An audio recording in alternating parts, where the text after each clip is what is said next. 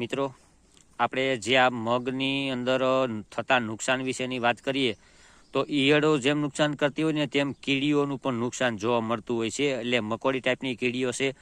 આ તો મિત્રો આપણે ઝૂમ કરીને બતાવીએ એટલે થોડીક કીડીઓ મોટી દેખાય છે, પણ નહીં કીડી કે નહીં મકોડી એ ટાઈપની કીડીઓ છે.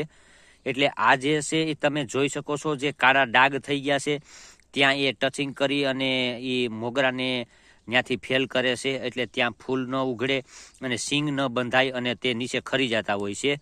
તો મિત્રો આ તમે જોઈ શકો છો, આ મગ છે. આ મગની અંદર અત્યારે આપણે જો આમાં ખાસ નિરીક્ષણ કરી અને જોયું ને ત્યારે આપણે આવું જાણવા મળ્યું છે મિત્રો. તો આ તમે તમારી નજરની સમક્ષ જોઈ શકો છો મિત્રો કે આમાં આ હકીકતની રીતે આવું નુકસાન થતું હોય છે. તો આ તમારી નજરની સામે જો આ લાઈવ પ્રૂફ બતાવીએ છીએ આપણે મિત્રો કે કીડીઓ શું કરે છે, બરાબર.